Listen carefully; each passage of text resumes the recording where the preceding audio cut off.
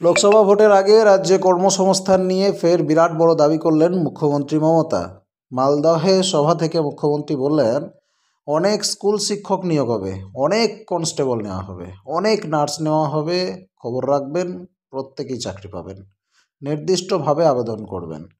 একই সঙ্গে কেন্দ্রের বিরুদ্ধে তিনি যে ধর্নায় বসতে চলেছেন সেই প্রসঙ্গও কিন্তু আরও একবার তুলে ধরে দলের নেতাদের নির্দেশও দিয়ে দিলেন মুখ্যমন্ত্রী মমতা ব্যানার্জি। বলেন, 3রা ফেব্রুয়ারি রেড রোডে আমাদের পঞ্চায়েত সমিতি আর জেলা পরিষদের সবাইকে নিয়ে আসবেন, তাদের যাতায়াতের খরচ দিয়ে দেবেন।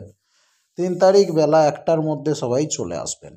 তৃণমূল নেত্রীর সংযোজন, আমি দেখছি কত ধানে কত চাল, আমাকে সিপিআইএম প্রচুর মেরেছে, আমি তাই সিপিআইএমকে কোনো দিন ক্ষমা করব না।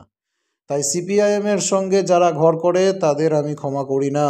আমি কংগ্রেসকে বললাম 2টো সিট দিচ্ছি, তোমাদের জিতিয়ে আনবো, বলল না আমাদের অনেক চাই।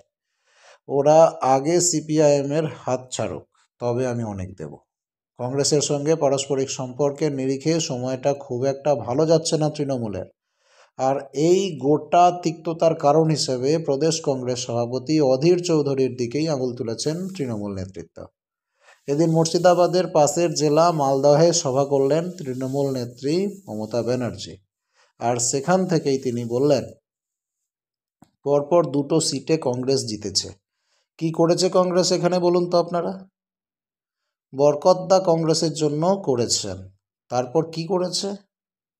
ওর পরিবার ভোট দাঁড়াবে নাকি সেটা নিয়ে আমার কিছু বলার নেই। কংগ্রেস সিপিআইএমের হাত মিলিয়ে বিজেপিকে শক্তিশালী করছে। এই জিনিসটা মুখ্যমন্ত্রীর খুব গায়ে লাগছে। তবে হ্যাঁ, ভালো খবর, আমরা রাজনৈতিক কুচকচালিতে যেতে চাই না। আমাদের জানার বিষয় যে মানুষের চাকরিগুলো কি হচ্ছে, দুর্নীতিগুলো কতটা কমছে।